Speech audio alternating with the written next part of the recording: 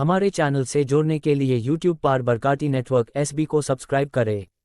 نقش قدم ہے راہ نجات، وہ کیا بہک سکے جو یہ سراغ لے کے چلے، وہ کیا بہک سکے جو یہ سراغ لے کے چلے۔ یقیناً ہم لوگ صحابہ کرام سے محبت رکھتے ہیں، اور آج میں صحابہ کرام کی جھومٹ سے ایک ایسے صحابی، جلیل القدر صحابی جن کا مقام بہت ہی رفیع اعلیٰ ہے، جو اسلام قبول کرنے میں چوتھے نمبر پہ ہے، حضرت ابو بکر صدیق، پھر اس کے بعد حضرت علی کرم اللہ وجہہ الکریم، پھر زید بن حارثہ کے بعد جن کا نمبر آتا ہے وہ ہے حضرت عثمان غنی، اور انہی کا ذکر میں آج آپ لوگوں کے سامنے کرنے کے لیے کھڑا ہوا۔ حضرت عثمان غنی اللہ تبارک و تعالی نے ان کا مقام بہت ہی بلند فرمایا۔ حضرت عثمان غنی رضی اللہ تعالی عنہ کو اسلام کی دعوت حضرت ابو بکر صدیق رضی اللہ عنہ نے دی۔ جب حضرت ابو بکر صدیق رضی اللہ عنہ نے حضرت عثمان غنی کو اسلام کی دعوت دی تو اس وقت حضرت عثمان غنی بے سوچے سمجھے، بغیر کسی جھجک کے، بلا اختیار اسلام قبول کر لیا۔ کیا اس وقت حضرت ابو بکر صدیق اسلام کی دعوت کسی مقصد کے تحت دیے تھے کہ میرے مال میں اضافہ ہو جائے گا، میرے مال و دولت میں اضافہ ہو جائے گا، کوئی دنیاوی فائدہ ہو جائے گا؟ نہیں۔ اور کیا عثمان غنی صرف اس وجہ سے اسلام کو قبول کیے تھے کہ میرے مال و دولت میں اضافہ ہو جائے گا یا پھر دنیاوی کوئی چیز حاصل ہو جائے گی؟ نہیں، بلکہ حضرت ابو بکر صدیق صرف دین کے لیے، دین کی تبلیغ کے لیے حضرت عثمان غنی کو اسلام کی دعوت دیے، اور حضرت عثمان غنی صرف دین کی نشر و اشاعت کے لیے اسلام قبول کیے۔ پتہ چلا کہ وہ لوگ، ان لوگوں کی دعوت دنیاوی فائدہ کے لیے نہیں ہوا کرتی تھی، ان لوگوں کی دعوت کسی مال و متاع کے لیے نہیں ہوا کرتی تھی، بلکہ ان کا بیٹھنا، کسی سے بات کرنا، کسی کے ساتھ میل جول رکھنا، کسی کے گھر کھانا پینا کو جاری رکھنا، یہ سارا کام صرف دین اسلام کے لیے، دین کے لیے اور کسی مقصد کے لیے نہیں تھا۔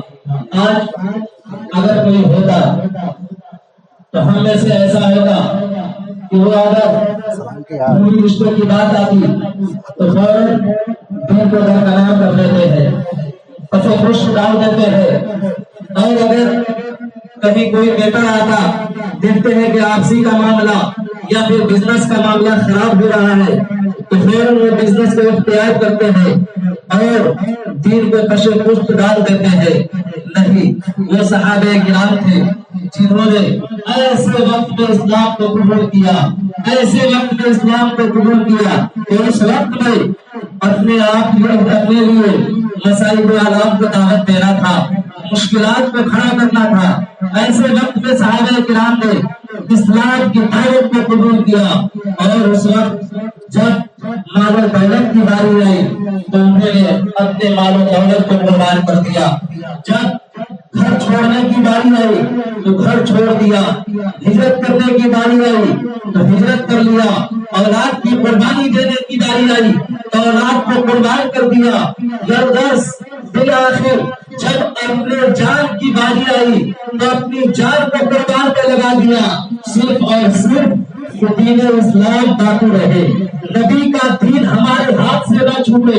اسی لیے صحابہ کرام نے اپنے جان کی باری لگا دی، اور جب انہوں نے اپنے جان کی باری لگا دی تو اللہ تبارک و تعالی نے نہ صرف ان کی عظمت اور رفعت کو بیان فرمایا بلکہ ان لوگوں کی رفعت کو بھی بیان فرمایا جو ان کے متبعین ہیں، جو ان سے محبت رکھتے ہیں، جو ان سے اخلاص رکھتے ہیں، جو ان کے نقش قدم پہ چلتے ہیں، اور بالخصوص صحابہ کرام کے بارے میں اللہ تبارک و تعالیٰ نے ارشاد فرمایا رضی اللہ عنہم ورضوا عنہ، یعنی اللہ تبارک و تعالیٰ ان سے راضی ہے اور وہ اللہ سے راضی ہے۔ یہ صحابہ کرام کا مقام ہے۔ حضرت عثمان غنی رضی اللہ عنہ کہ 18 ذی الحجہ کو ان کی شہادت ہوئی، اور آج کی تاریخ 18 ذی الحجہ ہے۔ حضرت عثمان غنی کی شہادت کی وجہ سے بہت نقصان ہوا، کیونکہ وہ دین کی بہت تبلیغ کرتے تھے، ہر طریقے سے دین کی تبلیغ میں حصہ لیتے تھے، بڑھ چڑھ کر کے حصہ لیتے تھے، جہاں تک ہو سکے وہ سب سے آگے بڑھنے کی کوشش کرتے تھے۔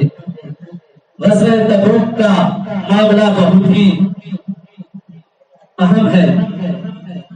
جب غزوہ تبوک کی تیاری شروع ہو گئی تو اس وقت حضرت عثمان غنی صحابہ کرام کے مجمع میں بیٹھے ہوئے ہیں، دونوں عالم کے سردار جناب محمد رسول اللہ صلی اللہ تعالی علیہ وسلم منبر شریف پہ کھڑے ہیں اور لوگوں کو جنگ تبوک غزوہ تبوک کی تیاری کے لیے رغبت دلا رہے ہیں، ان کو جوش دلا رہے ہیں کہ کون اس تنگی کے عالم میں، کون اس پریشانی کے عالم میں غزوہ تبوک کے لیے کتنا بڑھ چڑھ کر کے حصہ لے رہا ہے۔ جب حضور لوگوں کو ترغیب دے رہے ہیں، اپنے صحابہ کرام کے سامنے غزوہ تبوک کا بیان کر رہے ہیں اور ان میں بڑھ چڑھ کر کے حصہ لینے کے لیے لوگوں کو اٹھا رہے ہیں، ایسے عالم میں حضرت عثمان غنی رضی اللہ عنہ کھڑے ہوتے ہیں اور حضور کی بارگاہ میں عرض کرتے ہیں یا رسول اللہ، میری طرف سے 100 اونٹ سانچے سوار کے میں راہ خدا میں وقف کر رہا ہوں۔ سبحان اللہ۔ پھر حضور ترغیب دلانا جاری رکھے، لوگوں کو اٹھاتے رہے، کیونکہ حضور کو معلوم تھا کہ بہت دور کا راستہ ہے اور تنگی کا عالم ہے، بہت ہی زیادہ گرمی ہے، ایسے عالم میں بہت ہی ساز و سامان کی ضرورت ہے۔ حضور صلی اللہ تعالی علیہ وسلم کے سامنے حضرت عثمان غنی 100 اونٹ ساز و سامان وقف کرنے کے، راہ خدا میں خرچ کرنے کا وعدہ کر لیے، اس کے باوجود حضور صلی اللہ تعالی علیہ وسلم پھر ترغیب دلا رہے ہیں۔ حضرت عثمان غنی پھر کھڑے ہوتے ہیں اور حضور کی بارگاہ میں عرض کرتے ہیں یا رسول اللہ، پھر میری طرف سے 200 اونٹ میں ساز و سامان کے میں راہ خدا میں خرچ کرنے کے لیے تیار ہوں۔ پھر حضور صلی اللہ تعالی علیہ وسلم ترغیب دلانا جاری رکھے، لوگوں کو اٹھاتے رہے کہ تم لوگ تیاری کر لو، ہر حال میں دین کی تبلیغ ہونی چاہیے۔ حضرت عثمان غنی پھر کھڑے ہوتے ہیں اور کہتے ہیں یا رسول اللہ، 300 اونٹ ساز و سامان کے میری طرف سے راہ خدا میں ہے، میں خرچ کرنے کے لیے تیار ہوں۔ اتنا کہنا تھا، حضرت عثمان غنی بیٹھتے ہیں، حضور صلی اللہ تعالی علیہ وسلم منبر سے اترتے ہیں اور فرماتے ہیں اے عثمان غنی سنو، آج کے بعد اگر تم نفل نماز ادا نہیں بھی کرو گے پھر بھی تمہارے مرتبے میں کوئی کمی نہیں آئے گی، پھر بھی تمہارے مرتبے میں کوئی کمی نہیں آئے گی۔ یہ ہے عثمان غنی کا مرتبہ، یہ ہے عثمان غنی کا مقام، یہ ہے عثمان غنی کا مقام و مرتبہ حضور صلی اللہ تعالی علیہ وسلم کے درمیان۔ اور حضور جانتے ہیں کہ رب کے یہاں کس کا کیا مقام ہے، جبھی تو حضور فرما رہے ہیں اے عثمان غنی، اگر تم نفل نہ بھی ادا کرو پھر بھی تمہارے مقام و مرتبہ میں کوئی کمی نہیں آئے گی۔ وہ ہے عثمان غنی۔ حضرت عثمان غنی کی وجہ سے دین اسلام کی بہت تبلیغ ہوتی تھی اور وہ بہت چڑھ بڑھ کر کے حصہ لیا کرتے تھے۔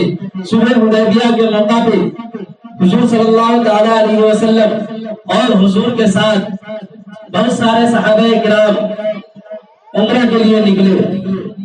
جب یہ لوگ کچھ آگے بڑھے، آگے بڑھنے کے بعد حضور صلی اللہ تعالی علیہ وسلم جب مکہ کے قریب ہونے لگے تو پیشگی سب سے پہلے حضرت عثمان غنی رضی اللہ تعالی عنہ کو قاصد بنا کر کے بھیجے کہ آپ جائیے اور مکہ والوں کو بتا دیجیے کہ حضور صلی اللہ علیہ وسلم زیارت مکہ کے لیے بیت اللہ کے لیے تشریف لا رہے ہیں. عمرہ کے غرض سے حضرت عثمان غنی رضی اللہ عنہ مکہ مکرمہ پہنچے. جب مکہ مکرمہ پہنچے تو یہاں جتنے صحابی تھے حضور کے ساتھ ان لوگوں میں گفتگو ہونے لگی کہ آپ عثمان غنی چلے گئے, کتنے خوش نصیب ہے, وہ عمرہ کر لیں گے, وہ عمرہ کر کے آئیں گے, ان کو عمرہ کرنے کی اجازت مل جائے گی, بیت اللہ شریف کا طواف کرنے کا موقع مل جائے گا, وہ کتنے خوش نصیب ہے. مگر حضور صلی اللہ علیہ وسلم فرما رہے سنو, حضرت عثمان غنی رضی اللہ عنہ یہاں سے گئے تو ہے مگر میرے بغیر وہ عمرہ نہیں کر سکتے, میرے بغیر وہ عمرہ نہیں کر سکتے. حضرت عثمان غنی جب مکہ والوں کے پاس گئے اور وہاں پہ لوگوں کو بتائے کہ دونوں عالم کے سردار عمرہ کے غرض سے بیت اللہ کی زیارت کرنے کے لیے آ رہے ہیں, تو ایسے حالت میں مکہ والوں نے کہا تھا کہ دیکھیے آپ آئے ہیں, آپ اگر چاہیں تو بیت اللہ کی زیارت کر لے, طواف کر لے, عمرہ کر لے, مگر حضور صلی اللہ تعالی علیہ وسلم اور دیگر ان کے اصحاب اس سال عمرہ نہیں کریں گے بلکہ آئندہ سال عمرہ کریں گے. حضور صلی اللہ تعالی علیہ وسلم یہی سے سارا ماجرا لوگوں کو بیان کر رہے ہیں, اپنے اصحاب میں بیان کر رہے ہیں. حضرت عثمان غنی وہاں پہنچے ہوئے ہیں, حضرت عثمان غنی کو اجازت مل چکی ہے مگر حضرت عثمان غنی عمرہ کرنے کو تیار نہیں. سامنے مکہ ہے, بیت اللہ ہے, زیارت کر رہے ہیں مگر عمرہ کرنے کو تیار نہیں. کیوں؟ حضرت عثمان غنی کے دل میں ایک بات تھی کہ جب تک امام عمرہ نہ کرے مقتدی کیسے عمرہ کر سکتا ہے, جب تک امام عمرہ نہ کرو مقتدی کیسے عمرہ کر سکتا ہے.